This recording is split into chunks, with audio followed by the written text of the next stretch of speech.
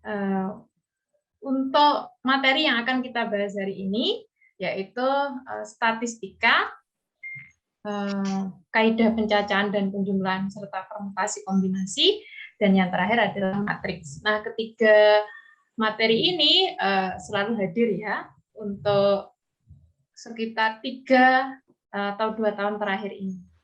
Nah, untuk yang pertama kita akan belajar tentang yang statistika. Ya, statistika di sini adalah ukuran pemusatan sama ukuran penyebaran yang biasanya sering keluar. Ya, untuk ukuran pemusatan yang sering keluar itu apa saja? Yang pertama adalah rata atau rata-rata atau mean di sini ya. Data apa? Biasanya data tunggal yang keluar. Untuk data tunggal rumusnya ini berarti ya sigma dari XI atau data di sini data ke I, di mana I-nya batas bawahnya dari 1 sampai N, dan banyaknya N, berarti di sini ya, jumlah dari data dibagi dengan banyaknya data. Lebih enaknya seperti itu. Nah, untuk data yang berkelompok seperti apa? Berarti di sini untuk data yang berkelompok, XI atau X1 dikalikan N1 ditambah X2 dikali N2 sampai di situ disesuaikan dengan yang ada di soalnya. Dibagi dengan N1, N2 sampai NK di sini ya, tergantung dari soalnya. Terus ukuran pemusatan yang lain selain rata atau mean apa di sini? Yang kedua adalah modus. Modus atau data yang sering muncul. Saya kira sudah nggak ada masalah di sini ya. Terus untuk yang ketiga adalah kuartil. Nah, hati-hati di sini untuk kuartil ini juga masih datanya adalah data tunggal. Seperti ini, gitu ya. Ada Q1, Q2 sama Q3.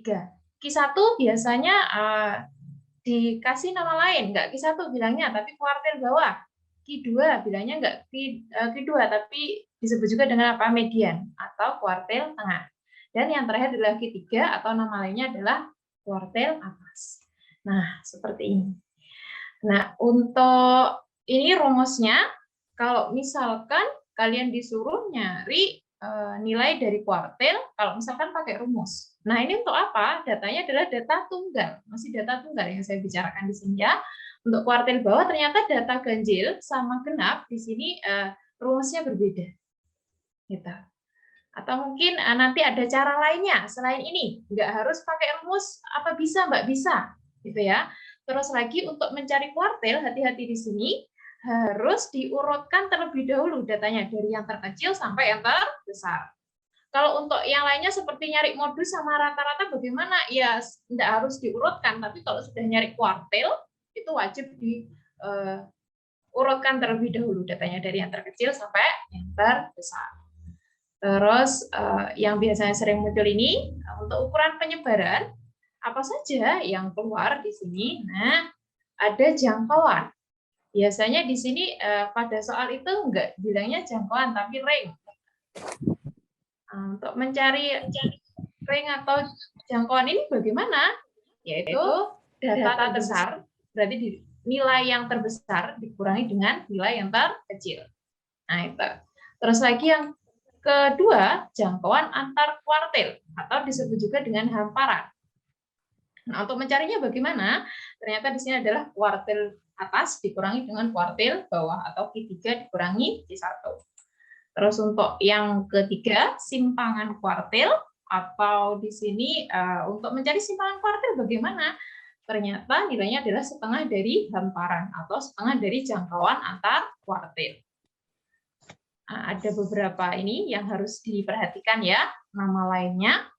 Terus lagi yang keempat adalah simpangan rata-rata. Rumusnya bagaimana di sini? Sigma nilai mutlak dari data ke I, gitu ya, data I dikurangi dengan rata-rata. Di mana I-nya di sini batas bawahnya dari 1 sampai N. N ini apa? Berarti banyaknya data. Misalkan 5, berarti di sini nanti datanya ada berapa ya? Datanya ada 5. Data ke 1, ke 2, sampai ke 5 dikurangi dengan rata-rata. Ingat, di sini ada nilai mutlak. Berarti kalau ada nilai yang negatif, berubah jadi positif. Itu yang perlu diperhatikan. Untuk apa? Simpangan rata-rata. Apakah masih ada untuk penyebaran yang lain masih banyak. Tapi yang biasanya muncul adalah ini. Gitu ya. Silahkan kalau ada yang mau ditanyakan boleh sebelum saya lanjutkan ke soal-soalnya.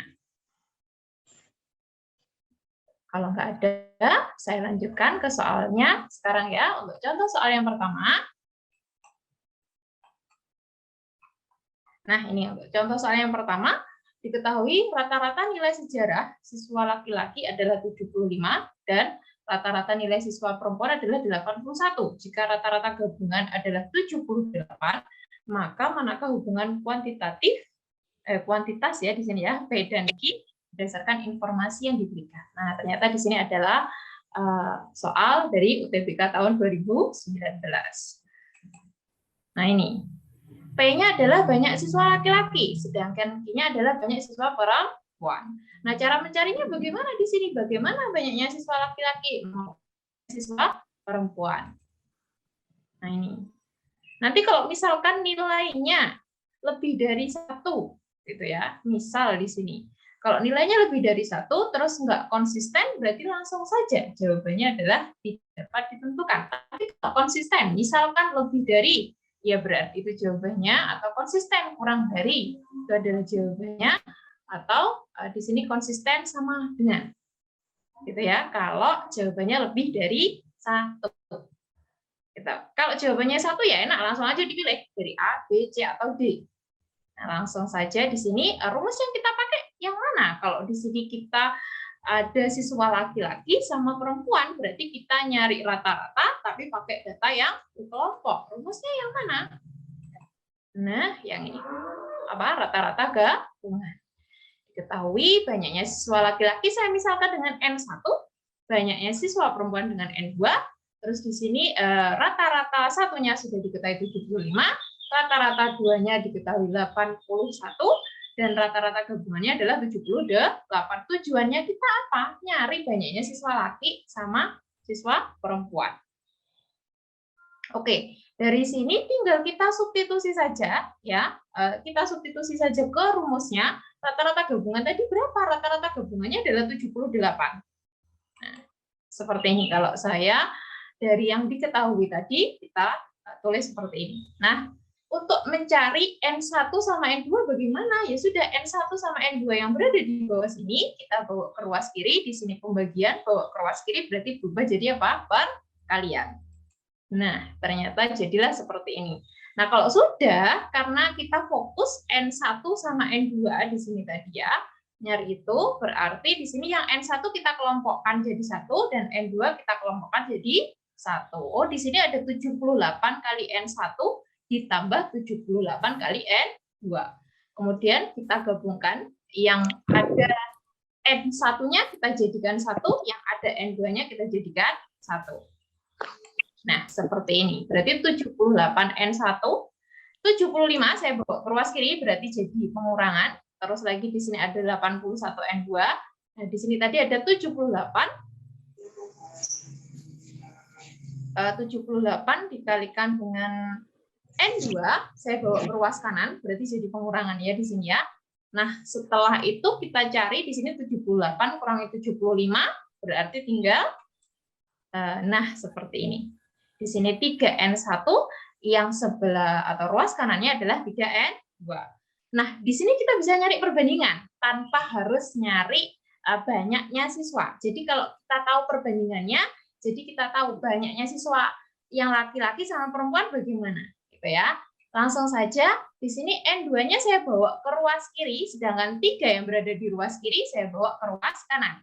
Nah, N2 di sini kan di ruas kanan berupa di sini perkalian, saya bawa ke sini berarti berubah jadi pembagian.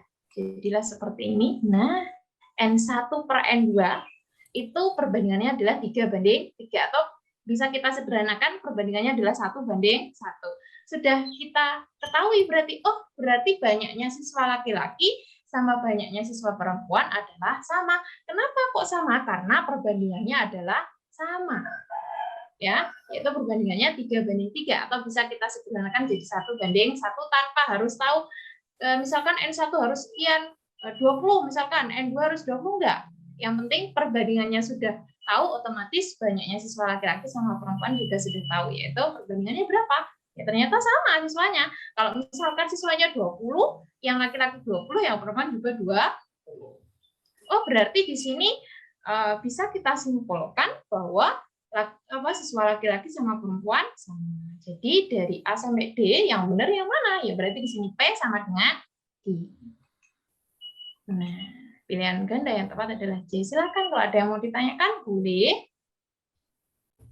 Kalau nggak ada, saya lanjutkan lagi.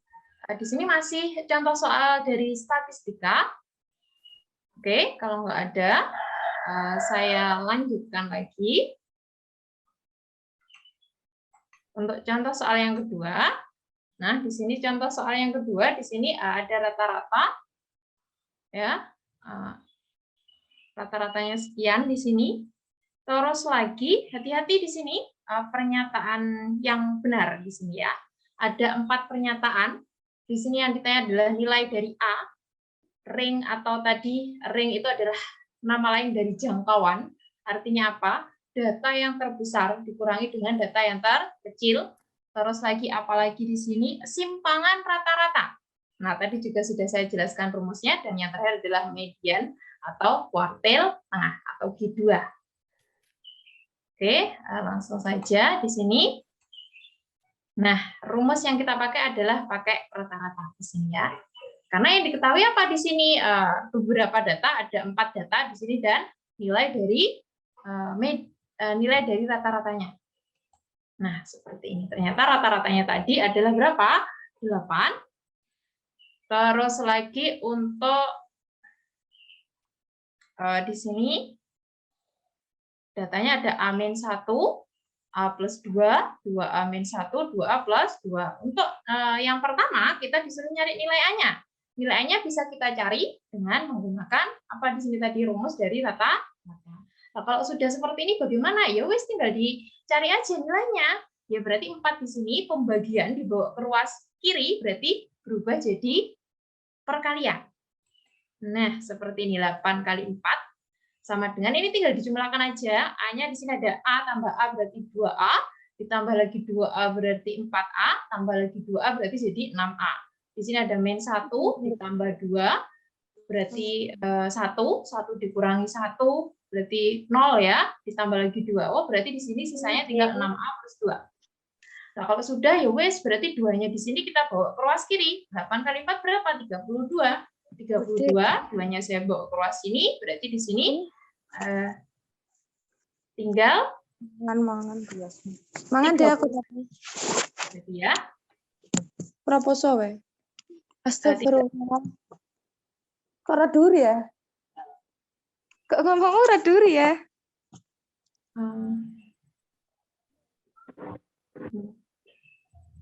Oke, ada yang mau ditanyakan di sini?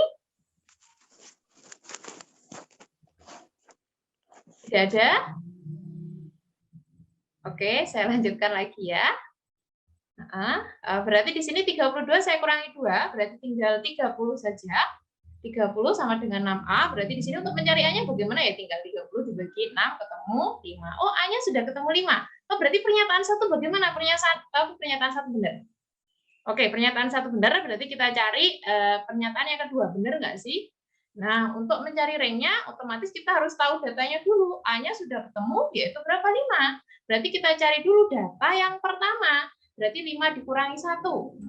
Nah, ternyata dapat 4. Data yang kedua, berarti 5 tambah 2 dapat 7.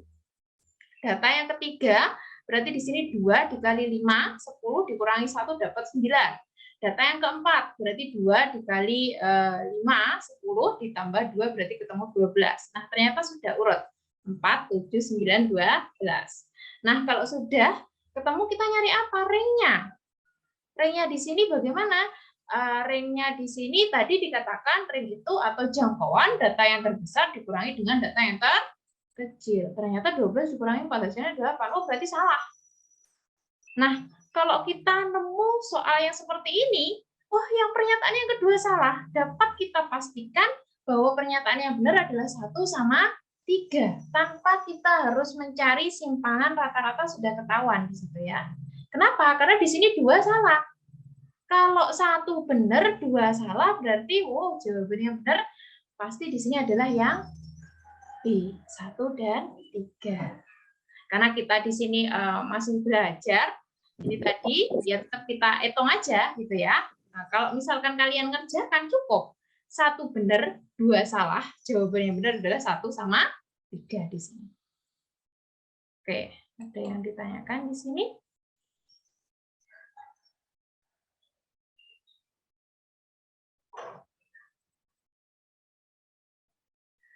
Ini yang mana yang ditanyakan? Untuk jawabannya, maksudnya di sini? Oke, sebentar. Oke, saya ulangi lagi ya di sini ya. Tadi kalau kita mau ngerjakan kan, kalau ada soal yang model seperti ini, model pernyataan 1, 2, 3, 4, di sini pilihan gandanya sudah tertara secara ini ya. Oh, kalau 1, 2, 3 benar gitu ya. Sedangkan di sini tadi ada jawaban 1 benar, A-nya 5. Kita sudah dapat, ternyata rank-nya di sini atau jangkauannya dapatnya 7, otomatis kan salah. Sedangkan yang kita hitung adalah 8. Oh, berarti kalau 2 salah, 1 benar, kita lihat aja dari pernyataan, dari pilihan ganda A sampai E itu berarti yang benar yang mana? Ternyata yang benar adalah 1 dan 3. Nggak usah dihitung simpangan rata-ratanya kalau kita ngerjakan pas waktu tesnya. Seperti itu. Oke. Iya, apabila 2 salah, jawaban benar adalah 1 dan 3. Gitu. Tapi kalau misalkan 2 ternyata benar, ya berarti langsung saja kita cek yang keempat. Gitu ya. Jadi 3 bagaimana ya, nggak dicek juga nggak apa-apa. Kita langsung, kalau misalkan 1 benar, 2 benar, berarti langsung dicek yang keempat. Kalau keempat salah, berarti jawabannya adalah yang A, 1, 2, 3 benar. Tapi kalau misalkan pernyataan 4 benar, sudah ketahuan semua jawabannya adalah yang benar di sini. Gitu ya. Kalau misalkan sudah dites, tesnya, waktu ujiannya. Kalau sekarang ya kita belajar, kita bahas semua dulu nggak apa-apa. Gitu. Ya tadi 1 benar, 2 salah, yang ketiga pasti nanti benar gitu ya. Tapi ya tetap kita hitung aja, kok bisa di sini simpangan rata dapat 5/2. Nah, rumusnya tadi ingat gitu ya, jangan sampai lupa karena untuk statistika ini lumayan banyak rumus yang harus dihafalkan. Berarti di sini ada mutlak XI dikurangi rata-rata, di mana I-nya batas bawahnya dari 1 sampai N. Ternyata datanya ada berapa? Ada 4 di sini.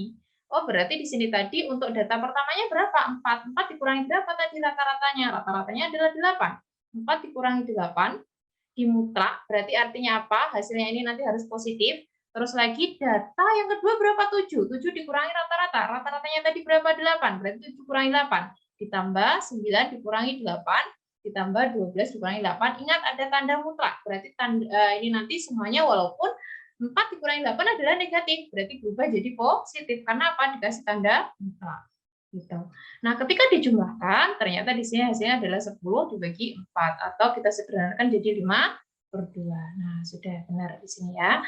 Terus untuk pernyataan yang keempat, di sini tentang median. Nah, kalau untuk median ini tadi kita bisa pakai rumus. Ataupun nggak pakai rumus, nggak masalah.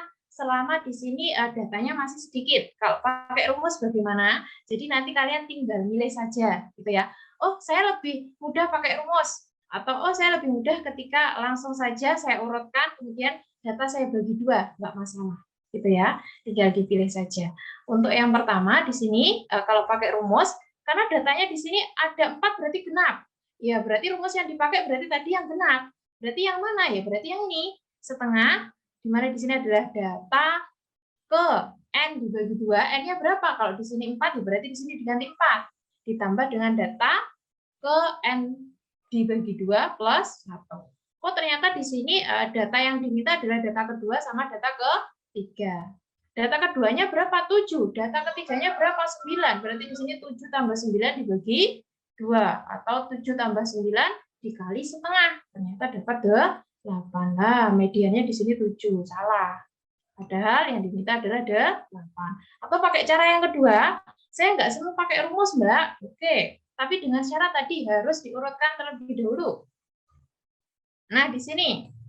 Nah, kita bagi datanya menjadi 2 bagian. Di sini ada 47 sama 9, 12. Karena di sini datanya genap, hati-hati di sini.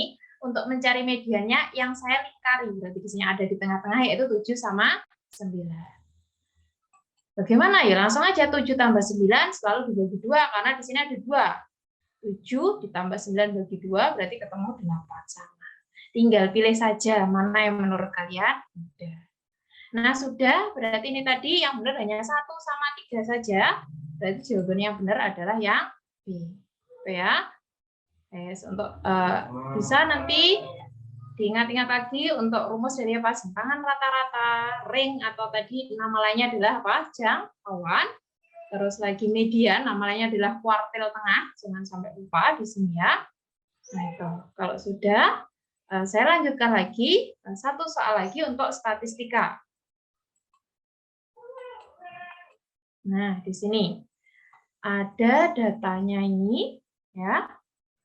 Terus lagi rata-ratanya adalah 6.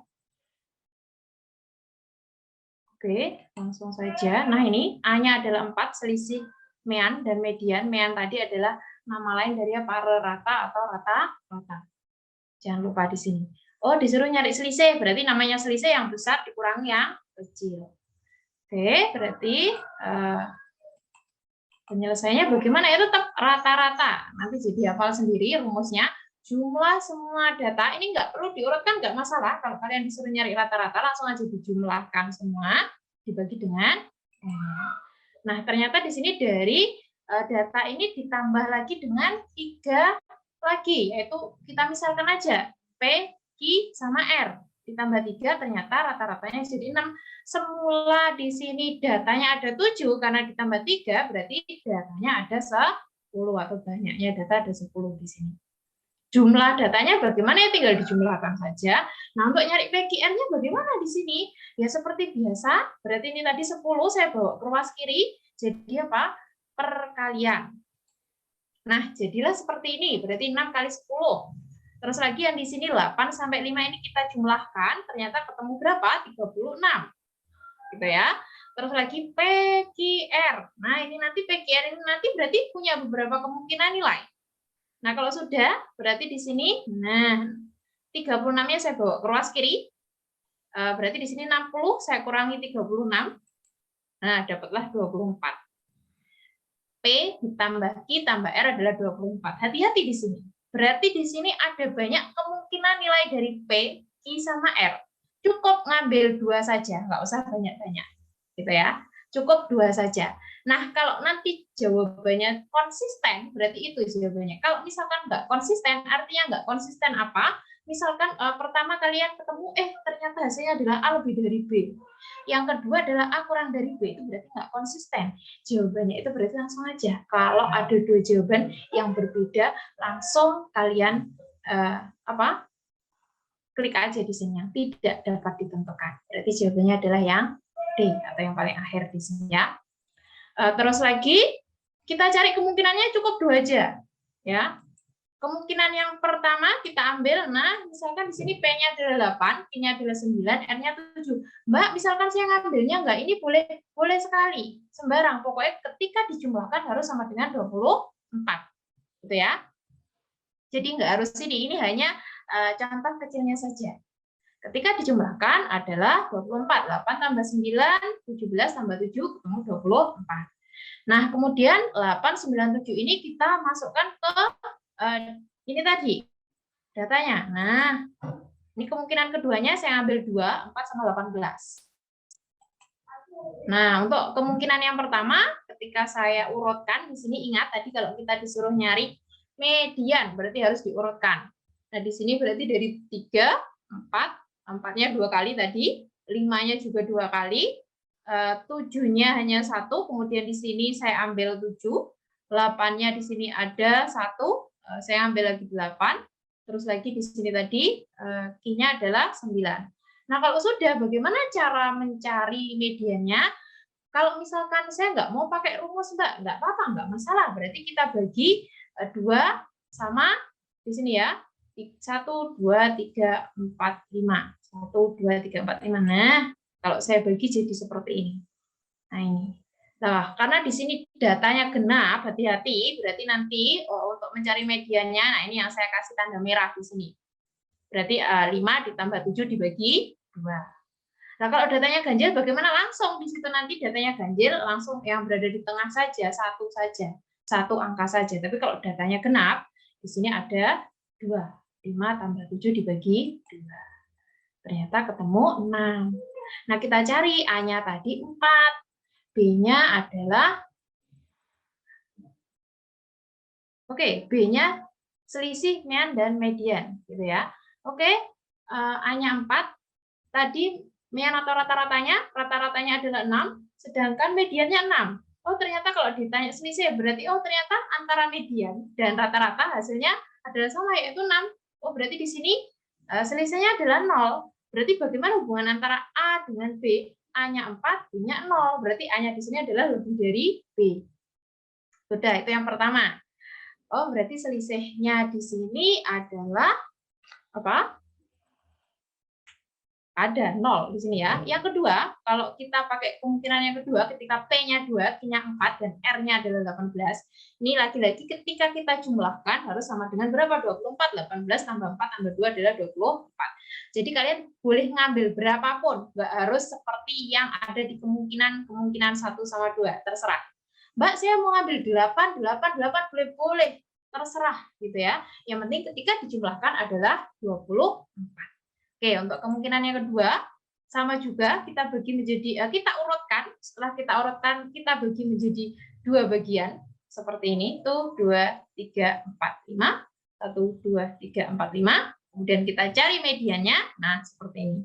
Yang saya kasih tanda merah, karena di sini ada 2, berarti di sini 4 tambah 5 dibagi 2. Nah, ternyata hasilnya adalah berapa? Hasilnya adalah 4,5, 4 tambah 5 dibagi 2. 4,5. Oke, kalau sudah A-nya tadi berapa? 4. Selisih dari rata-rata dan median. Berarti yang besar dikurangi yang kecil. Rata-ratanya 6, mediannya adalah 4,5. Berarti ketemu 1,5. Oh, 1,5 dengan 4 bagaimana di sini? A-nya 4, B-nya adalah 1,5. Lagi-lagi di sini adalah A-nya lebih dari B. Nah, berarti konsisten. A-nya selalu lebih dari B di sini. Nah, terus kalau misalkan saya nyari yang lainnya, Mbak, nggak nyari yang kemungkinan yang di atas itu bagaimana?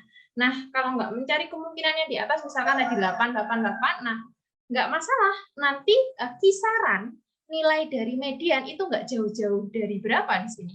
Dari ini tadi mediannya 6, ya kisarannya dari 4,5 sampai 6, ataupun mungkin bisa lebih 7 sampai 8 gitu ya. Kalau misalkan kita cari yang 8 di sini, misal di sini ya. Jadi nggak sampai yang paling besar di sini ya. Jadi median itu kan nilai tengahnya. Kemungkinan nilai terbesarnya sekitar 8. Berarti kalau di sini 8 saya kurangi 6. 8 saya kurangi 6, ternyata di sini hasilnya adalah 2. 2 ternyata juga masih lebih kecil dari A. Atau di sini A-nya lebih besar dari B. Jadi cukup ngambil 2 saja. Ketika ngambil 2 ternyata di sini konsisten, berarti jawabannya yaitu yang A. Ketika di sini misalkan A lebih dari, satunya kurang dari, nggak konsisten seperti itu. Berarti jawabannya adalah yang D. Karena di sini tadi konsisten, ya wes, berarti jawabannya adalah yang A. Ya, silahkan kalau ada yang mau ditanyakan, boleh sebelum saya lanjutkan lagi ke materi selanjutnya, yaitu tentang permutasi ya di sini ya, permutasi, kombinasi, kaidah pencacahan, yaitu penjumlahan sama perkalian ya di sini ya. Kalau nggak ada, berarti saya lanjutkan lagi. Nah, untuk kaidah pencacahan di sini, nah ini sudah diberikan di kelas 12 ya. Saya kira masih ingat. Untuk kaidah pencacahan di sini kita menggunakan aturan penjumlahan dan aturan perkalian. Nah, untuk membedakan aturan penjumlahan dan perkalian yang seperti apa berarti di sini. Nah, untuk aturan penjumlahan ya.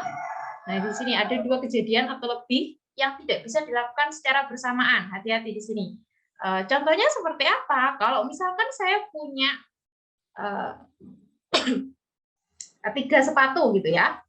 3 sepatu. 3 pasang sepatu mau saya pakai, itu kan nggak mungkin ketiga-tiganya langsung saya pakai secara bersamaan, pasti harus bergantian seperti itu ya.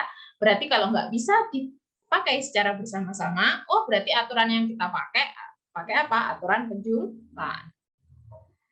Terus lagi yang kedua untuk aturan perkalian. Nah, di sini ada kejadian atau lebih yang bisa dilakukan secara bersamaan. Contohnya, saya punya 3 pasang sepatu tadi dan 2 pasang kaos kaki, gitu ya. Nah, itu berarti di sini kaos kaki sama sepatu kan bisa dipakai secara bersamaan, berarti tinggal saja dikalikan. Sepatunya tadi ada berapa pasang, kaos kakinya ada berapa pasang, gitu. Boleh dikalikan. Terus yang kedua kita menggunakan apa? Kita akan belajar tentang permutasi, di mana kalau permutasi ini adalah unsur-unsur yang memperhatikan urutan. Jadi kalau di sini ada AB tidak sama dengan BA, gitu ya. Dan permutasi ini ada beberapa, hati-hati di sini ya.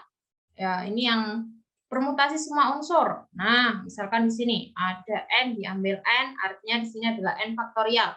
Contohnya, kalau misalkan saya punya kata-kata jari, gitu ya, kata jari, jari, berarti di sini terdiri dari 4 huruf, yaitu J, A, R, sama I. Apakah ada huruf yang sama di sini? Ternyata tidak ada yang sama. Berarti untuk mencari banyaknya cara menyusun ini tadi, ya, jari ini bisa diubah jadi berapa macam gitu ya, ada berapa macam kata, berarti langsung aja 4 faktorial. Masih ingat ya, untuk 4 faktorial itu artinya apa? Berarti 4 kali 3 kali 2 kali 1. Atau boleh dibalik 1 kali 2 kali 3 kali 4. Seperti itu ya.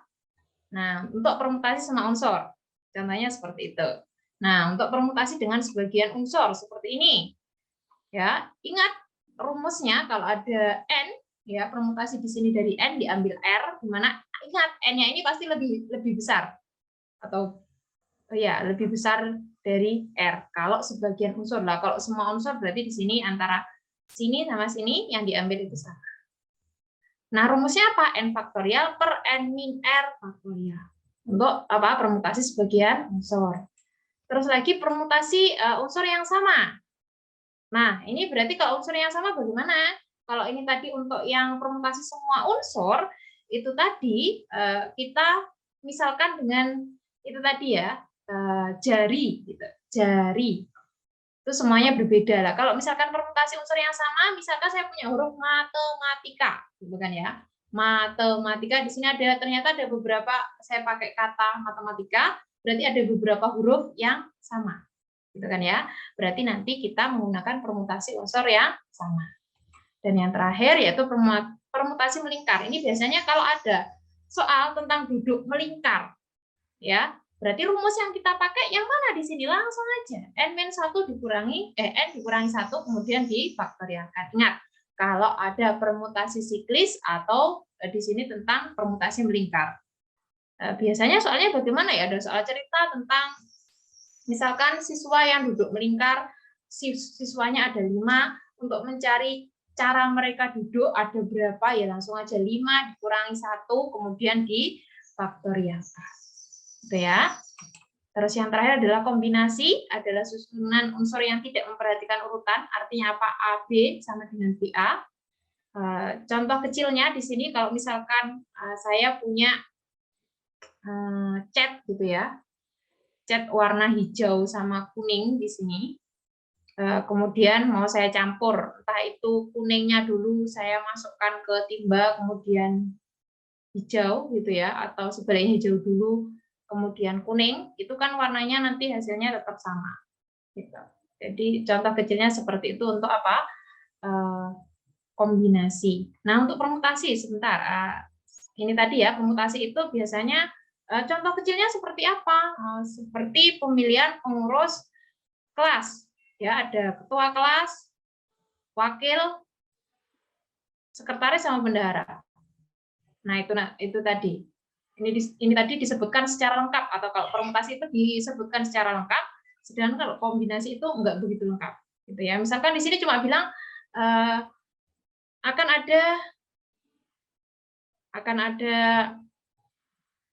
pemilihan pengurus kelas bilangnya gitu. Dari 5 anak diambil 3 gitu. Berarti kan nggak begitu jelas. Berarti kita menggunakan kombinasi, tapi kalau di sini dijelaskan dari kita mau milih ketua, wakil ketua, terus lagi milih lagi sekretaris sama bendahara. Itu berarti pakai apa? Permutasi. Nah, kalau kombinasi rumusnya hati-hati. Permutasi ini tadi n faktorial dibagi n min r faktorial. Lah, kalau di sini mirip seperti permutasi, tapi masih dikalikan dengan R faktorial. Oke ya. Atau di sini kombinasi biasanya dipakai apa? Itu kalau misalkan ada suatu bola diambil secara acak. Gitu. Ada berapa bola? Misalkan ada 2 bola, dari 10 bola diambil 2 secara acak. Berarti kita pakai apa? Pakai kombinasi. Gitu. Kita mau ngambil ada 2 bola, misalkan bola 1 sama 2, 2 sama 1, kan sama saja dihitung satu kejadian. Langsung ya ke contoh soalnya. Nah, untuk yang pertama di sini ada 5 anak, yaitu Adnan, Bulan, Cynthia. Siapa lagi di sini? Tidak kelihatan di sini. Saya tulis aja di sini ya. Untuk duduk berjajar pada 3 buah kursi. Anaknya ada 5, kursinya cuma ada 3 ternyata di sini. Kita menggunakan rumus apa berarti? Kalau misalkan Adnan, Bulan, Cynthia di sini ya kita pakai ya. Di sini Adnan di kursi pertama, Bulan di kursi kedua, Cynthia di kursi ketiga. Ketika saya balik Cynthia ini saya taruh di kursi yang pertama. Apakah ini nanti akan jadi berbeda ya? Pasti berbeda. Berarti kalau di sini urutan diperhatikan. Kalau urutan diperhatikan berarti kita pakai apa? Permutasi. Permutasi tadi ada 4. Berarti permutasi yang kita pakai yang mana? Karena di sini ada 5, kursinya ada 3. Berarti kita pakai permutasi dengan unsur yang berbeda. Nah, ini berarti rumusnya tadi. Anaknya ada 5, kursinya ada 3. Berarti di sini permutasi 5 diambil 3. Langsung saja kita cari. Tadi ingat, P-nya adalah 65, sedangkan Q-nya adalah banyak cara duduk berjajar. Berarti langsung kita pakai permutasi berapa tadi? 5 diambil 3. Langsung aja disubstitusi perumusnya di sini, berarti 5 faktorial. 5 dikurangi 3 berarti 2 faktorial. Berarti di sini 5 kali 4 kali 3 kali 2 faktorial per 2 faktorial. Berarti di sini atas sama bawah boleh saya coret. Berarti tinggal 5 kali 4 kali 3. Ternyata hasilnya adalah 60. Sedangkan ingat P-nya tadi adalah 65. Nah, di sini Q-nya jawabannya adalah tipenya cuma 1 saja. Ya, berbeda seperti yang kita bahas tentang statistika tadi. Berarti kalau cuma 1 saja sudah ketahuan ternyata P-nya adalah lebih dari Q. 65 lebih dari 60. Sudah. Langsung pilihan ganda yang tepat adalah A. Kalau saya menemui soal seperti ini bagaimana? Diusahakan kalau soalnya misalkan seperti ini jangan sampai ada 1 menit untuk mengerjakannya ya. Paling tidak kurang dari 1 menit. Kenapa? Karena nanti ada soal-soal lain yang butuh menganalisis gitu ya. Lumayan sulit daripada kalau misalkan ada soal yang mudah segera dikerjakan dengan waktu kalau bisa kurang dari 1 menit. Nah, saya lanjutkan lagi ya di sini ya. Contoh yang kedua, nah ini soal, nah ini, Linda ingin membuat kata sandi dengan ini aturannya, ada aturannya di sini. Digit pertama adalah salah satu angka dari 0, 2, 4 sama 6. Digit kedua, oke, kita tulis saja. Ingat angkanya berarti di sini dari 0 sampai 9. Dan huruf vokal itu berarti A, E, I, O, sama U. Oke, untuk digit pertama adalah salah satu angka. Ya, kita tulis dulu. Nah, 0, 2, 4, sama 6. Berarti ada 4 di sini ya. Digit kedua adalah huruf vokal selain E. Berarti selain E di sini ada A, I, O, sama U. Nah, terus untuk digit yang ketiga adalah bilangan ganjil. Bilangan ganjil dari ini berarti ada 1, 3, 5, 7, sama 9. Berarti ada 5. Terus yang terakhir di sini adalah digit keempat adalah huruf vokal selain huruf U. Berarti di sini ada A, E, I, sama O. Nah, ini. Apakah bisa langsung dikerjakan? Ingat, hati-hati di sini ada kata-kata angka dan huruf, tidak ada angka dan huruf yang sama. Berarti nggak boleh ada angka atau huruf yang kembar atau berulang di sini. Hati-hati. Nah, kalau begitu bagaimana? Nah, untuk digit pertama sama ketiga nggak ada yang kembar, berarti nggak ada masalah. Di sini kalau nggak ada yang kembar, 0, 2, 4, nah ada berapa? Ada 4, 1, 3, 5, 7, 9, ada berapa? Ada 5. Jadi untuk digit ke-1 dan ke-3 langsung bisa dicari nanti. Nilainya berarti di sini 4, di sini adalah 5. Nah, untuk yang kedua sama keempat bagaimana? Hati-hati. Di sini ada yang sama, yaitu A, I, O. A, I, O ada yang sama. Nah, untuk mencari nilainya bagaimana? Kita pakai digit yang kedua dulu. Ada berapa kemungkinan? Kalau misalkan ada yang sama dengan ini, pasti ada yang nggak sama. Yang nggak sama apa di sini? U. Oh, berarti di sini nanti kita ngerjakannya ada 2 kemungkinan. Kok bisa pakai 2 kemungkinan?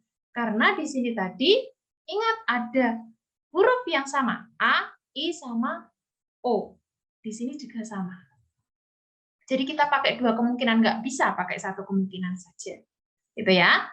Oke, kemungkinan yang pertama, ketika digit yang pertama adalah U.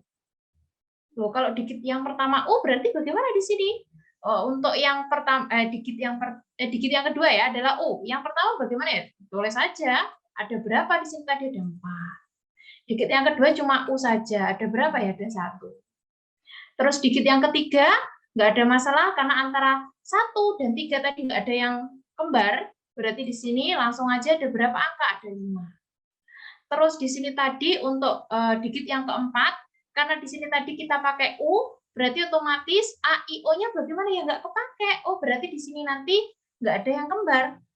Berarti kita pakai semua, bisa kita pakai A, kita pakai E, I atau O. Berarti ada berapa kemungkinan? Ada 4 kemungkinan. Langsung saja kita kalikan di sini. Hasilnya adalah 4 kali 1 kali 5 kali 4. Berarti ketemu berapa? 80. Itu kemungkinan yang pertama. Kalau kemungkinan yang kedua bagaimana ceritanya di sini? Hati-hati untuk kemungkinan kedua. Digit kedua ada A, berarti selain U ya, tadi U sudah kita pakai, U-nya sudah berarti kita abaikan, berarti tinggal A, I sama O. Dan digit keempatnya adalah A, E, I sama O. Hati-hati, di sini ada yang sama. Kalau ada yang sama berarti bagaimana ini nanti ketentuannya. Nah, di sini karena digit kedua ada yang sama, maka huruf A, I, E, dan O harus dicoret salah satunya. Kenapa kok harus dicoret salah satunya? Ingat, tidak ada angka dan huruf yang sama. Mbak, kalau misalkan di sini ada nggak ada keterangan seperti ini, ya nggak masalah, masih berulang, masih kembar itu nggak ada masalah. Gitu. Ya, ada yang mau ditanyakan di sini?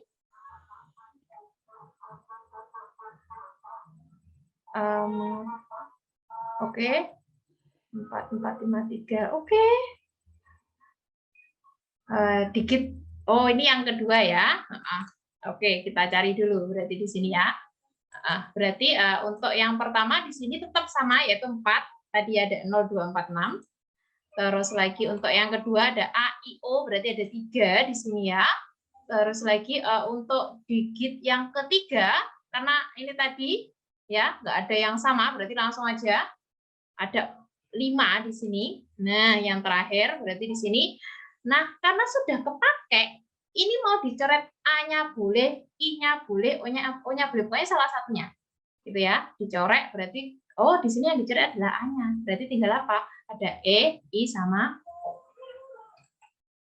Ada berarti berapa nih? Tinggal dikalikan aja. 4 kali 3 kali 5 kali 3. Hasilnya berapa? 108. Terus kalau sudah, ingat kalau ada kemungkinan 1 sama kemungkinan 2, ini kita belajarnya sambil, ini berarti pakai kaidah apa ya? Kaidah perkalian sama penjumlahan kita pakai secara bersamaan. Kaidah penjumlahannya dari mana ya? Ini kemungkinan 1 sama kemungkinan 2 kan nggak bisa dipakai secara bersamaan, berarti nanti harus dijumlahkan. Kaidah perkaliannya yang mana ya? Berarti di sini 4, 1, 5, 4. Ini tadi bisa dipakai secara bersamaan, maka tinggal dikalikan saja. Nah, untuk mencari totalnya di sini berarti ya kemungkinan 1 ditambah kemungkinan 2. Oh, maaf. Ya. Oke. Berarti di sini langsung aja Nah, tinggal aja 80 ditambah 180 ketemu 260. Jawabannya apa berarti? Ya C. Silakan kalau ada yang mau ditanyakan, boleh. Oke. Nah, nggak ada masalah berarti ya di sini ya. Hati-hati. Ini tadi kalau penyusunan huruf gitu. Nah, seperti ini. Kalau ini kemungkinan untuk sekitar 1 menit atau lebih ya untuk mengerjakan soalnya seperti ini. Kalau nggak ada, saya lanjutkan ke materi yang ketiga, yaitu apa? Tentang matriks. Nah, matriks ini, oke, ada yang tanya, kok digit kedua 3, Kak? Oke, kenapa kok digit kedua 3? Nah, kenapa digit kedua yang ketiga? Ini tadi kan kemungkinan 1, ada 4 kan ya, sudah dipakai yang kemungkinan 1. Jadi, kemungkinan 2-nya tinggal A, I, sama O saja. Karena sudah dipakai yang awal tadi, kemungkinan yang pertama. Jadi tersisa tinggal A, I, sama O saja. Gitu ya.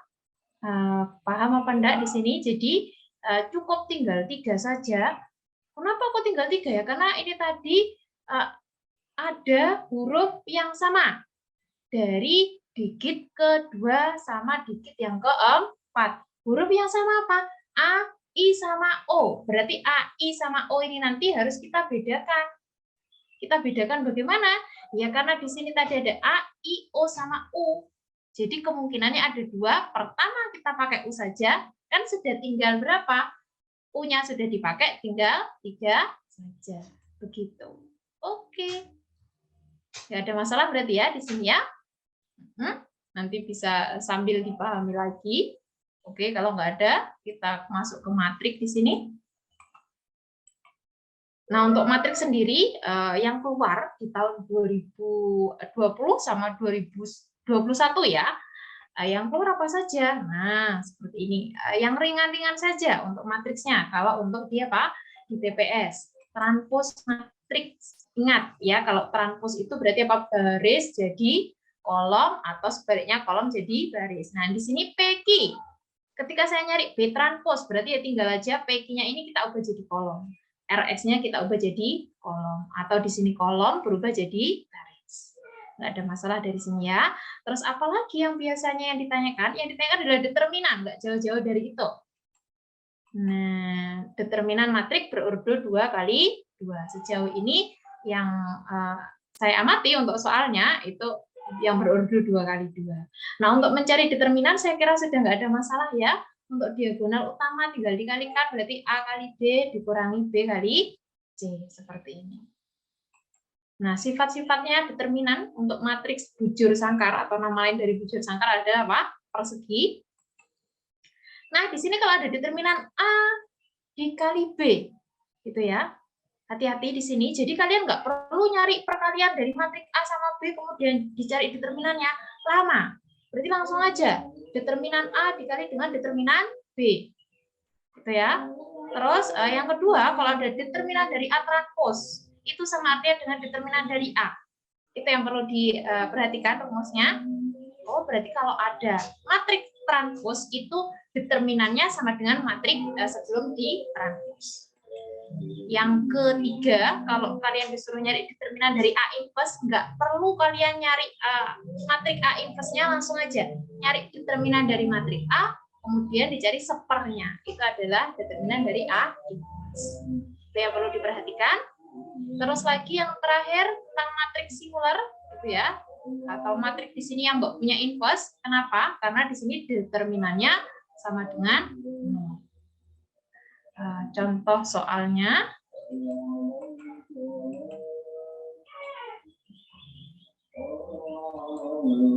Oke. Di sini saya punya matriks yang berurut 2 kali 2. Determinan matriks P. Oh ya, maaf ini belum saya berikan keterangan. Ini adalah soal UTBK di tahun 2020. Gitu ya, untuk ini. Oh, berarti kalau saya nemu soal yang seperti ini bagaimana ceritanya? Ya, berarti kalau kerjakan jangan sampai lama-lama, karena di sini determinan sudah diketahui. Terus matriks P-nya adalah ordonya 2 kali 2. Ya langsung aja Kalau ordonya 2 kali 2 tadi apa? Diagonal utama dikalikan, dikurangi dengan diagonal yang bukan utama. Langsung aja. Nah, berarti di sini 3 min X saya kalikan dengan 3 dikurangi, hati-hati di sini berarti min 5 dikali 6. Determinan P-nya sudah diketahui berapa? 33, tulis saja di sini. Nah, seperti ini berarti ini dikalikan 1 per 1, 3 kali 3 9, min X kali 3 min 3X, berarti di sini min dikalikan min jadi plus. Plus berapa? Berarti 30. Sudah? Kalau sudah berarti di sini, nah, tinggal aja kita cari nilai X-nya. Di sini 30 tambah 9, 39, bawa ke ruas kiri, berarti di sini tinggal min 6, gitu ya. Min 6 dibagi min 3, ketemu X-nya 2.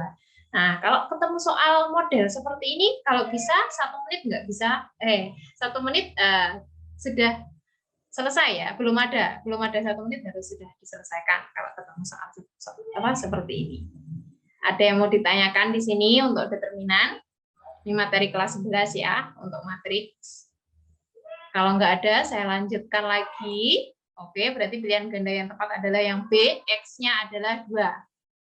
Kita lanjut, contoh berikutnya. Nah, hati-hati di sini, ada gabungan dari beberapa materi. Apa? Di sini ada matrik, terus ada lagi yang ditanyakan adalah X1 pangkat 3 ditambah X2 pangkat 3. Ini materi tentang apa? Materi tentang persamaan kuadrat. Kalau disuruh nyari akar-akarnya, ternyata disuruh nyari apa? X1 pangkat 3 ditambah X2 pangkat 3. Ingat, matriks C adalah matriks singular. Artinya apa tadi? Determinannya sama dengan 0. Nah, ini berarti. Ini, atau tidak memiliki inverse. Terus lagi ada materi berikutnya, yaitu tentang persamaan kuadrat. Kalau disuruh nyari X1 pangkat 3 ditambah X2 pangkat 3 bagaimana? Ya kita harus nyari jumlah dari akar-akarnya atau jumlah dari di sini X1 tambah X2 berapa? X1 kali X2 berapa? Ini jangan sampai dilupakan. Karena ada beberapa materi yang digabung menjadi satu soal. Salah satunya adalah ini.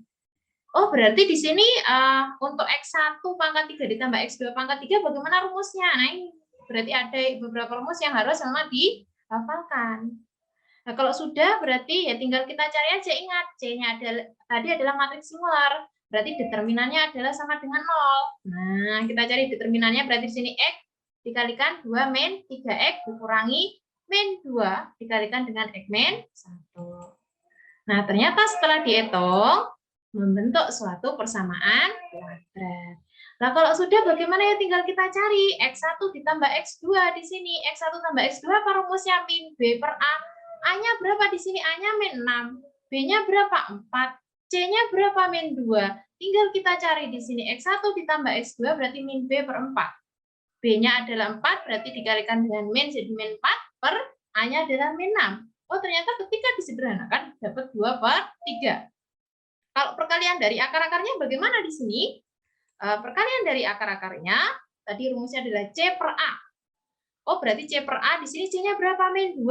A-nya berapa? Min 6. Berarti min 2 per min 6 kalau disederhanakan adalah 1/3. Nah, kalau sudah, tinggal kita substitusi ke rumusnya ini. Yang penting berarti apa? Rumusnya harus hafal. Cara menghafalkan rumus bagaimana? Dengan mengerjakan soal-soal. Itu ya. Kalau cuma dihafal saja, nggak mengerjakan soal, ya berarti ya lupa itu pasti akan lupa. Jadi ketika kita menghafalkan menghafalkan rumus berarti dengan mengerjakan soal. Nah, kalau sudah ketemu X1 ditambah X2 sama X1 dikalikan X2, ya tinggal disubstitusi saja ke rumusnya. 2 pangkat 3 dibagi 3. 2 per 3 pangkat 3 hasilnya 8 per 27. Berarti di sini dikurangi 3 dikalikan 1/3. Dikalikan lagi 2 per 3, berarti 3-nya di sini atas sama bawah boleh dicorek, berarti tinggal min 2 per 3 saja, gitu kan ya.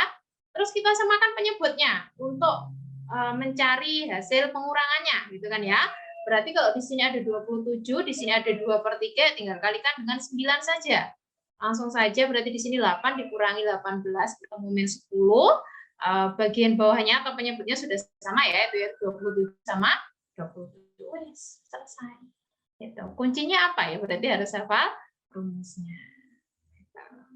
Paling enggak, karena ini sudah mendekati ya, mendekati untuk waktu tesnya, jadi diusahakan untuk rutin mengerjakan. Setiap hari itu ditarget. Oh, saya TPS yang pengetahuan kuantitatif masih kurang.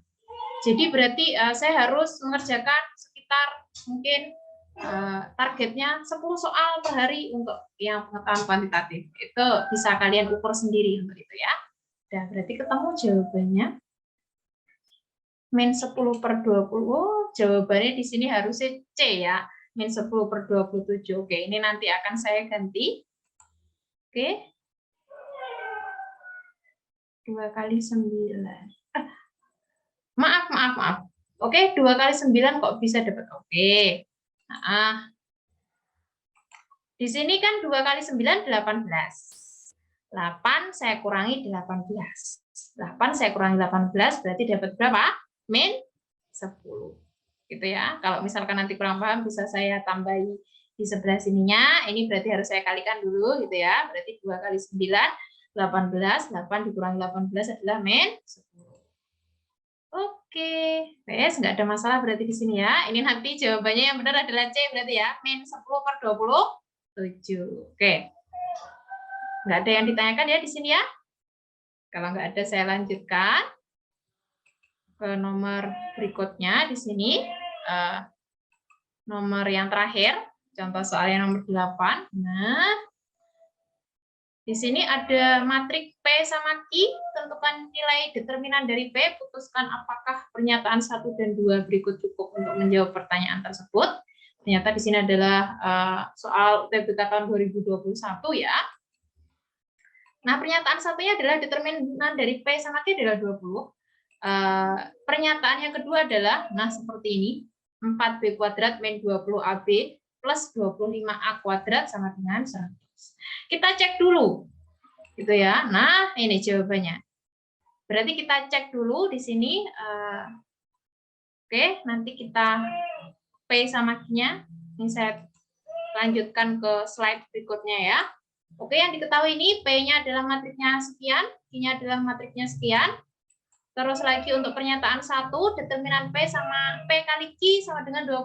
Ingat, tadi kalau ada perkalian dari dua matrik untuk mencari determinannya boleh kita pisah. Artinya apa? Kita nyari determinan P dikalikan determinan dari Q.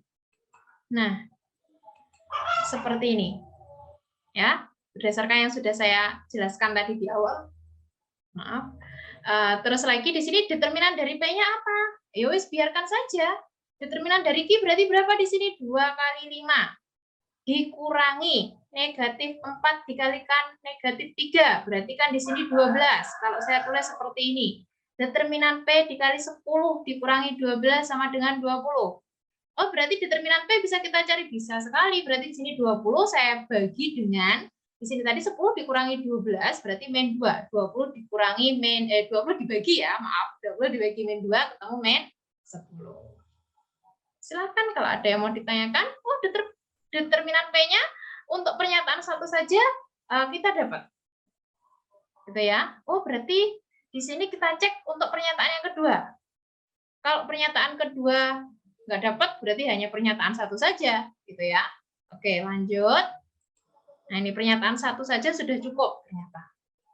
Untuk pernyataan yang kedua, itu pun kalau misalkan kalian, Mbak, saya nggak mau nyari hasilnya ini langsung aja dari sini saya sudah ketahuan di sini. Ya nggak masalah, gitu. Nggak masalah. Karena untuk materi soal yang seperti ini butuh waktu yang lumayan agak lama. Terus pernyataan yang kedua seperti ini. Oh, berarti untuk 4B kuadrat min 20AB plus 25A kuadrat ini bagaimana ya? Bisa kita, ini tadi determinan dari P-nya, yaitu berarti apa? Matrik P 5A dikurangi 2B. Oke, berarti min 4B kuadrat min 20AB plus 25A ini apakah bisa di bentuk faktornya bagaimana gitu ya, kita faktorkan aja. Nah, ternyata setelah difaktorkan bentuknya seperti ini. Nah, mirip ya di sini, tapi 5A min 2B, tapi di sini adalah 2B min 5A. Ini ketika saya kembalikan lagi nanti bentuknya akan sama dengan yang di atas. 2B dikuadratkan 4B kuadrat, terus lagi 2B dikali min 5A gitu ya. Berarti masih dikalikan 2, ingat, berarti ketemu min 20 AB, terus yang terakhir min 5 dikuadratkan, berarti plus 25A. Nah, kalau sudah ini tadi, berarti ada 2 kemungkinan. Kenapa? Karena di sini pangkatnya 2, hati-hati. Nah, berarti di sini kuadratnya hilang. Di sini saya tarik akar. Nah, berarti nilainya ada 2 kemungkinan, dari 2B min 5A. Ingat, tadi determinan dari B-nya adalah 5A min 2B. Apakah kita bisa mencari determinan dari P-nya? Ya bisa sekali dengan yang telah kita dapat ini tadi. Terus bagaimana kan ini ceritanya? Ya tinggal di kita balik aja. Seperti ini. Determinan P-nya tadi adalah 45A min 2B. Berarti di sini kita tarik di sini ya. Min-nya saya keluarkan. Oh, berarti di sini bentuknya akan sama dengan determinannya. Apa tadi? Oke, berarti di sini min kalikan min 5A. Cocok ya. Min dikalikan 2B min 2B. Oh, sama. Ini sama artinya dengan determinan dari P. Determinan P-nya kita dapat berapa sih di sini? Dapat berapa? Negatif 10 dikalikan dengan negatif ketemu 10. Wah, kita sudah ketemu di sini. Kalau saya mau nyari satunya lagi boleh-boleh, tapi cukup satu ini pun juga nggak masalah karena di sini pernyataan 2 saja ternyata cukup, gitu ya. Cari yang kedua juga boleh. Tapi untuk ya ini tadi kalau sudah dites ya cukup satu aja. Kalau kita sudah dapat yang satu ya pasti yang kedua juga pasti. Loh, Mbak, nih di sini nilainya berbeda bagaimana? Ya nggak masalah determinannya berbeda. Yang penting kalian dapat nilainya. Gitu. Oh ternyata pernyataan 1 saja cukup, pernyataan 2 saja cukup.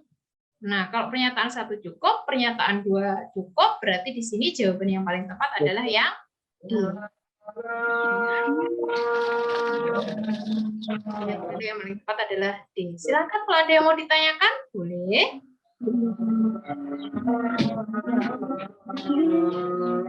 Tidak ada yang mau ditanyakan di sini.